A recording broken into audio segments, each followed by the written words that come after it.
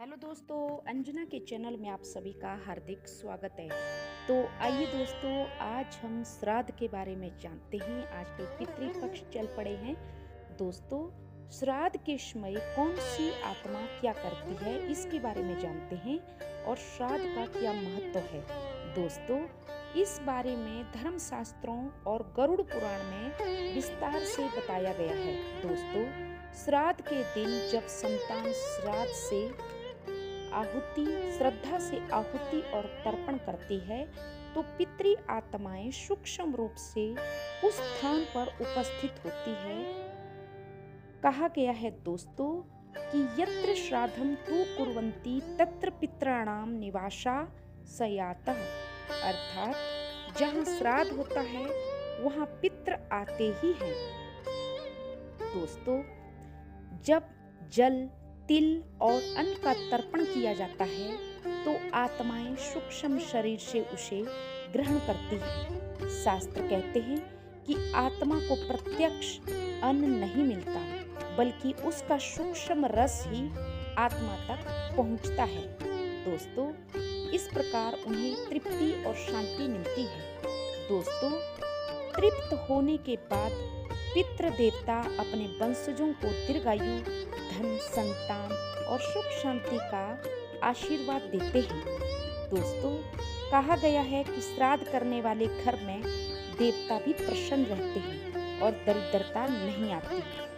कुछ त्रिकालिक आत्माएं देव योनि में रहते हैं। वे तर्पण से मुक्त होकर ऊर्ध्व लोक की ओर जाते हैं और जो पहले से ही पितृलोक में सुखी हैं, वे वंशजों को आशीर्वाद देकर और अधिक संतुष्ट होते हैं। अगर कोई वंशज श्राद्ध नहीं करता तो पितृ आत्माएं असंतुष्ट हो जाती हैं। लेकिन दोस्तों, पितृ देवता तब जाकर ज्यादा संतुष्ट होते हैं जब उनके वंशज ईमानदारी से और धर्म निष्ठा से अपने पितृ देवताओं का श्राद्ध करें, किसी के प्रति बैर भाव ना रखें, छल कपट ना करें और सच्ची श्रद्धा से अपने बच्चों का पालन पोषण करें और साथ में अपने कर्म भी सही से करें। तभी पितृ देवता प्रसन्न होते हैं और हमें आशीर्वाद देते हैं और कहते हैं कि ये बच्चा देखो, हमारे कुल में पैदा होकर इसने हमारा भी नाम बनाया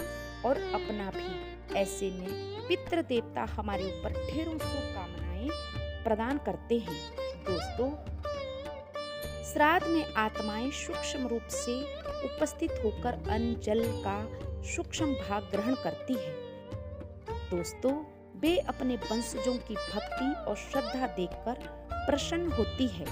दोस्तों, शास्त्रों में कहा गया है, यत्र नार्यस्तु पूजयन्ते रमते तत्र देवता, अर्थात जहाँ सम्मान होता है वहाँ देवता और पितृ भी प्रसन्न होते हैं। इसलिए माता पिता को भी चाहिए कि बच्चों को संस्कार, मार्गदर्शन और प्रेम से आगे बढ़ाएं। दोस्तों, जो माता पिता अपने बच्चों के साथ छल कपट करते हैं, वे जीवन में भी अपूर्ण रहते हैं और मृत्यु के पश्चात भी पितृलोक में वे शांति नहीं प्राप्त करते।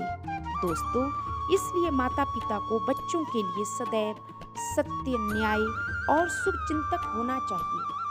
दोस्तों, संतान का कर्तव्य बनता है कि वे श्राद्ध, दान और अच्छे कर्म से अपने पितृ देवताओं की शांति दिलाएं, अपने पितरों को उनको मुक्ति दिलाएं। दोस्तों, श्राद्ध का असली महत्व ही यही है कि हम अपने पितृ देवताओं को तृप्त करके उनके आशीर्वाद से जीवन को सुख समृद्धि से भरें और ईमानदारी से अपने पथ पे आगे बढ़ें। तो इसी के साथ थैंक यू। प्लीज़ सब्सक्राइब मेरी चैनल। आशा करती हूँ आपको श्राद्ध के बारे में मेरी स्टोरी पसंद आई होगी। तो please subscribe my channel. Thank you.